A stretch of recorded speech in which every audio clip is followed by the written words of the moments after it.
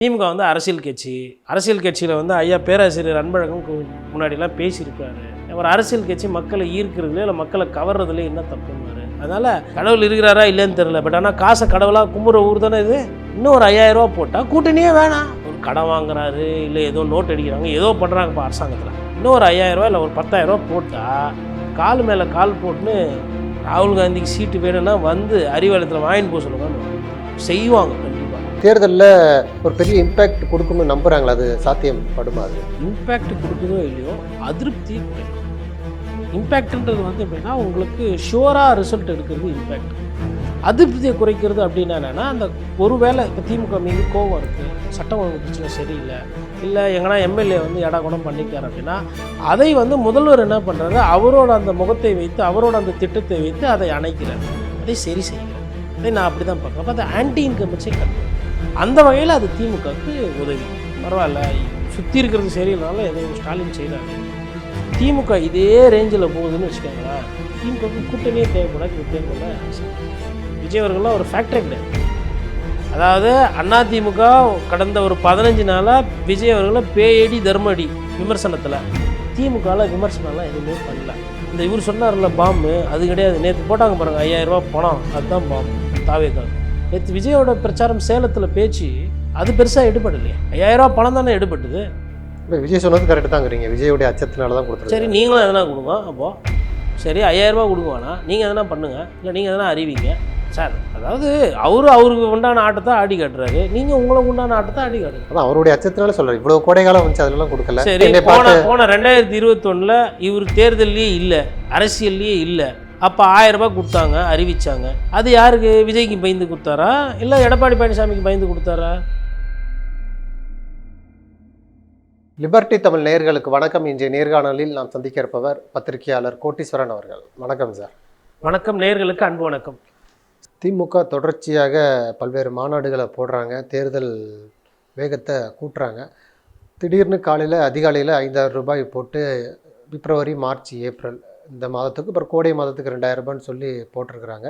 இது வந்து அடுத்த மாதம் பாஜக எப்படியாவது இதை தடை பண்ணி ஒரு தவறான பிரச்சாரத்தை முன்னெடுக்கலான்னு சொல்லி ஒரு திட்டம் போட்டிருந்தாலும் ஸ்டாலின் அவர்கள் அதில் கண்டுபிடிச்சி உடனடியாக அந்த திட்டத்தை முறியெடுத்ததாக கூட சொல்கிறாங்க. இந்த 5000 ரூபாய் போட்டிருக்கிறாங்க, அது குறித்து உங்களுடைய பார்வை என்ன? மத்திய அரசு வந்து பணம் கொடுக்கறத தடுக்கும், ஆனால் இருக்கிற திட்டத்தெல்லாம் தடுக்க முடியாது. இல்லை, மகாராஷ்டிரா உள்ளாட்சி தேர்தலில் இது போன்ற ஒரு நலத்திட்டங்களை தடுத்து நிறுத்தி வச்சுருந்ததா சொல்லுவாங்க. மகாராஷ்டிரத்துலலாம் நடக்கும் கொள்ளும், இங்கே போய் அது நம்பர் ஆன உடனே இங்கே நடக்க வேண்டிய வேலை நடந்துடும். அதனால் அது அவங்க தடுக்க போகிறாங்க, அதனால் நாங்கள் முன்கூட்டியே கொடுத்தோம். அரசியலுக்காக சொல்லலாம், நான் அதை நம்ப தயாராக இல்லை. நீங்கள் கொடுத்தது அன்பளிப்பு தான், அது அன்பளிப்பாக இருக்கட்டும், இல்லை தேர்தலுக்கு பயத்தால் கொடுத்ததோ, இல்லை தேர்தலில் உத்தரவாதம் பண்ணிக்கிறது, தேர்தல் ஜெயிக்கிறதுக்கு கொடுக்குறதுங்க. திமுக வந்து அரசியல் கட்சி, ஏன்னா அது யாருக்குமே தெரியல. ஒரு மாஸ்டர் ஸ்ட்ரோக்கு திடீர்னு சைலண்ட்டாக தான் கிரெடிட் ஆச்சு. இந்த கலெக்டருக்கோ இல்லை எஸ்பி லெவலில் போயிருந்தால் கூட கசிஞ்சிட்டு இருக்காங்க. இல்லை மாவட்ட சிலர் எம்எல்ஏக்கு போய் தான் நாளைக்கு பாருங்கள், நாளைக்கு சம்பவம் இதுன்னா இவங்க பத்திரிகையாளர் சும்மா இருப்பாங்களா? என்ன பண்ணுவாங்க? என்ன சம்பவம் இப்போ காதும் வச்சா மாதிரி அதை பண்ணியிருக்காங்க. அது ஓகே, ஒரு இன்ப அதிர்ச்சி, சந்தோஷம், அது மக்கள் வரவேற்பாங்க. காசே தான் கடவுளடா அப்படின்னு நம்ம பேசுகிறோம். கடவுள் இருக்கிறாரா இல்லைன்னு தெரியல, பட் ஆனால் காசை கடவுளாக கும்புற ஊர் தானே இது. இன்னும் ஒரு 5000 ரூபா போட்டால் கூட்டணியே வேணாம். திமுக வர்சஸ் அதிமுக, பிஜேபின்னு கூட சொல்ல வேண்டாம்.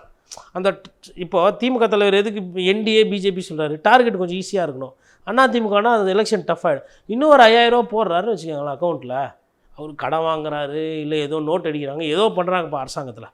இன்னும் ஒரு 5000 ரூபா இல்லை ஒரு 10000 ரூபா போட்டால் கால் மேலே கால் போட்டுன்னு ராகுல் காந்திக்கு சீட்டு வேணும்னா வந்து அறிவாலயத்தில் வாங்கிட்டு போக சொல்லுங்கன்னு திமுக செய்வாங்க கண்டிப்பாக. திமுக வந்து அரசியல் கட்சியில் வந்து ஐயா பேராசிரியர் அன்பழகன் முன்னாடிலாம் பேசியிருப்பார்.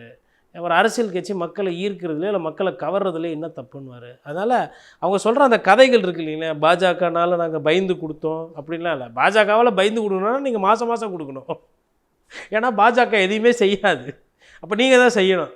ஆனால் அதை ஒண்டி நம்பிட்டு தேர்தலை சந்திக்கிறது கலைஞர் சொல்லி கொடுத்த அரசியல் அதல்ல. நம்மால் பயன்பெற்றவர்கள் என்றுமே நம்முடவே இருப்பாங்க நம்புறது அரசியலில் தவறு.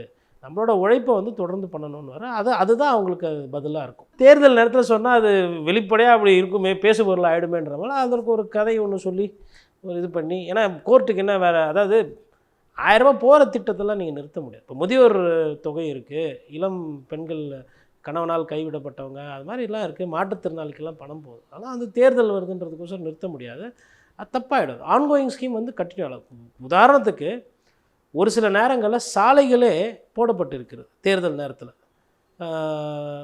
ஐயா ராஜேஷ் லக்கானி அவர்கள் காலகட்டமாக கார்த்திகேயனோட காலகட்டமாக எனக்கு சரியாக ஞாபகம் இல்லை, பத்திரிகையிலே செய்தி வருது, இந்த மாதிரி தேர்தல் நேரத்தில் தேர்தலுக்காக இவங்க போடுறாங்கன்னும் போது அந்த செய்திக்கு மறுப்பு வந்து என்னென்னா, அந்த டெண்டர் என்னைக்கு விட்ருக்கு, நேச்சர் ஆஃப் ஜாப் எப்போ போடணும்னு சொல்லிட்டு போட்டிருக்கு. அப்புறம் அது கோர்ட்டுக்கு போகுது. கோர்ட்டில் என்ன சொல்கிறாங்கன்னா, சரி இந்த ரோடு மோசமாக இருக்குது, இந்த ரோட்டு வழியாக ஆஸ்பத்திரிக்கு போகிறாங்க, ஆம்புலன்ஸ்லாம் போகுது, இந்த ரோடு இப்படியே மோசமாக, அடுத்து தேர்தல் முடிஞ்சு நோட்டிஃபிகேஷன் எடுக்கிறதுக்கு இன்னும் 60 நாள் ஆகும் இதிலேருந்து. ஏன்னா போல் வந்து உடனே இருக்குது, அப்படி ஓட்டு முடிஞ்சதுக்கு பிறகே நாங்கள் பண்ணணும்னா அதுக்கும் நாங்கள் ஸ்பெஷலாக பர்மிஷன் வாங்கணும். ஸோ அப்படி பார்த்தாலும் எங்களுக்கு 40 நாள் ஆகும். நீங்கள் என்ன 40 நாள் இது இப்படியே இருந்து இந்த பக்கமாக யாருன்னா போய் தடுக்கி கிடுக்கி விழுந்தாங்க பாதம் ஆச்சுன்னா எங்களை கேட்கக்கூடாதுன்னு கார்பரேஷனில் சொன்னோன்னா கோர்ட் என்ன சொல்லிச்சு, இல்லை ஆஸ் பர் பேப்பர் கரெக்டாகுது, நீங்கள் ரோடை போட்டுக்கோங்கட்டு. இது மாதிரி முன்னுதாரணங்கள் இருக்குது, நடைமுறை இருக்குது. அதனால் அது வந்து பிரச்சாரத்துக்கு பயன்படும். பட் நான் என்ன நினைக்கிறேன்னா, கொடுக்கணுன்ற எண்ணம் இருக்குது, அது கொடுக்கும்போது அதுக்கு பின்னாடி ஒரு கதையை சொல்லி கொடுத்தா அது நல்லா இருக்குன்றதுனால அது ஒரு பிரச்சார யுக்தியாக மாற்றுறாங்க. அது அவங்களோட பிரச்சார யுக்தி. இப்போ தொடர்ச்சியாக இப்போது மகளிர் உரிமத்தை ஆகட்டும், இந்த இலவச பேருந்து, பல்வேறு திட்டங்கள் பெண்களுக்காக பண்ணுறாரு. இப்போ இந்த 5000 ரூபாய் வந்து இந்த தேர்தலில் ஒரு பெரிய இம்பேக்ட் கொடுக்கும்னு நம்புகிறாங்களா? அது சாத்தியப்படுமா? அது இம்பேக்ட் கொடுக்குதோ இல்லையோ அதிருப்தியை குறைக்கும். இம்பேக்ட்ன்றது வந்து எப்படின்னா, உங்களுக்கு ஷுவராக ரிசல்ட் எடுக்கிறது இம்பேக்ட். அதிருப்தியை குறைக்கிறது அப்படின்னா என்னென்னா, அந்த ஒரு வேளை இப்போ திமுக மீது கோபம் இருக்குது, சட்டம் ஒழுங்கு பிரச்சனை சரியில்லை, இல்லை எங்கன்னா எம்எல்ஏ வந்து எடாகுடம் பண்ணியிருக்காரு அப்படின்னா, அதை வந்து முதல்வர் என்ன பண்ணுறாரு, அவரோட அந்த முகத்தை வைத்து, அவரோட அந்த திட்டத்தை வைத்து அதை அணைக்கிறார், அதை சரி செய்கிறார். அதை நான் அப்படி தான் பார்க்குறேன். அப்போ அது ஆன்டி இன்கம்பன்ஸை கட் பண்ணும். அந்த வகையில் அது திமுகவுக்கு உதவி. இதை ஏன் நம்ம வந்து பெரிய ரிசல்ட் கொடுக்குமா கொடுக்காதான்றது நம்ம ஏன் இப்போ இங்கே சொல்லலை அப்படின்னா, நிறைய திட்டங்கள் கொடுத்து, டிவி கொடுத்து தோற்றுருக்குறாங்க, ஃப்ரிட்ஜு மிக்சி கிரைண்டர் கொடுத்து, சாரி ஃப்ரிட்ஜில் ஃபேனு மிக்சி கிரைண்டர் கொடுத்து தோற்றுருக்குறாங்க, ஆடு மாடு கொடுத்து தோற்றுருக்குறாங்க. அது மாதிரி நிறைய திட்டங்கள் வந்து செயல்பட்டும் தோற்றுருக்குறாங்க. பெண்களுக்கு வந்து சம உரிமை கொடுத்த ஒரு கட்சி தான் திமுக. அப்படி ஒரு மிக பிரம்மாண்டமான ஒரு விஷயத்தை கொடுக்கும்போது பெண்களுக்கு புரிஞ்சுருக்கணும், சொத்துரிமையில் பாதின்னும் போது. அப்போ எவ்வளவு புரியுது, எவ்வளவு தெரியுது அப்படின்றதை தாண்டி அந்த நேரத்தில் அந்த ஒரு தேர்தல் நேரத்தில் ஒரு மனநிலை வரும் இல்லைங்களா, ஓட்டு இவங்களுக்கு சாதகமாக போடணுமா, இல்லை அவங்களுக்கு சாதகமாக போடணுமா, இல்லை யாரை எதிர்த்து போடுறதுன்னு, அந்த மாதிரி விஷயங்களை வந்து அது கட்டுக்குள்ளே வைக்கும். இப்போ முதல்வர் வந்து என்னென்னா, மற்ற துறை ரீதியாக ஒரு சில சிக்கல்கள், ஒரு சில பிரச்சனை, இப்போ கல்குவாரியால் பிரச்சனை வருது. அப்போ இந்த மாதிரி பிரச்சனைகள்லாம் வரும்போது அந்த ஏரியாவில் வந்து இந்த பணம் போகும்போது அங்கே இருக்கவங்களுக்கு ஒரு கோவம் வந்து கட்டணும். பரவாயில்ல, சுற்றி இருக்கிறது சரியில்லைனாலும் ஏதோ ஸ்டாலின் செய்கிறாரு அப்படின்ற மாதிரி. அதனால் ஸ்டாலின் அவர்கள் வந்து தங்கள் கட்சிக்காரர்கள் செய்யக்கூடிய அந்த ஒரு சில பிரச்சனைகளிலிருந்து திமுகவை காப்பாற்றுவதற்கு உண்டான ஒரு முயற்சியாக நான் அதை பார்க்கிறேன். இப்போ ஒரு டீம் கேப்டன் வந்து மற்ற பிளேயர்லாம் சரியா இல்லைன்னா அவரே இப்போ உங்ககிட்டலாம் பாலை குத்து நாசமாக போச்சு, நானே பத்துன்னு போய் ஆடுறேன்னு சொல்லிட்டு பால் அவங்களே தூக்கின்னு போய்ட்டு கோல் அடிப்பாங்க. அந்த மாதிரி ஒரு முயற்சி. ஏன்னா நிறைய துறை வந்து இன்றைக்கி வந்து கட்சிக்கு வந்து போதிய அளவுக்கு ஒரு நற்பெயரை கொண்டு வந்து சேர்க்கலை. அது வந்து யதார்த்தம். அப்படி இருக்கும்போது அவர் என்ன பண்ணுறாரு, இனிமேல் இந்த அதிகாரிகளெல்லாம் நம்பினா வேலைக்கு ஆகாது போகுது. குறிப்பாக இப்போ இந்த பெண்கள் ஓட்டு பெரும்பாலும் இப்போ ஜெயலலிதா அவர்கள் இருக்கும்போது அதிமுக அதிக அளவில் இருந்துச்சு, இப்போ திமுகவுக்கு அதிக அளவில் இருக்குன்னு சொல்கிறாங்க. இப்போ புதிதாக வர்றவங்களையும் சரி, ஒரு சினிமா பிரபலம் விஜய் வராரு, அதனால் பெண்கள் அதிக அளவில் அங்கே போயிடக்கூடாதுங்கிறதுக்காக இந்த 5000 ரூபாய் கொடுத்துருக்குறாருன்னு பார்க்கலாமா? ஏன்னா விஜயும் அதே குற்றச்சாட்டை தான் முன்வைக்கிறார், என்னை பார்த்து பயந்து தான் கொடுத்துட்டாங்கன்னு சொல்கிறாரு. அதை கவர் பண்ணுறதுக்காக இந்த 5000 ரூபான்னு பார்க்கலாமா? பெண்கள் வந்து அந்த சீக்கிரமாக யாரையும் நம்புறது கிடையாது. பெண் வாக்காளர்களை பொறுத்தவரை நம்பிக்கை வந்து ரொம்ப முக்கியம். ஒருத்தரை நம்பினாங்க அப்படின்னா ரொம்ப நம்புவாங்க. ஃபஸ்ட்டு எடுத்த உடனே அந்த நம்பிக்கை பெண் வாக்காளர்களை பொறுத்தவரை அது சீக்கிரம் வர்றது கிடையாது.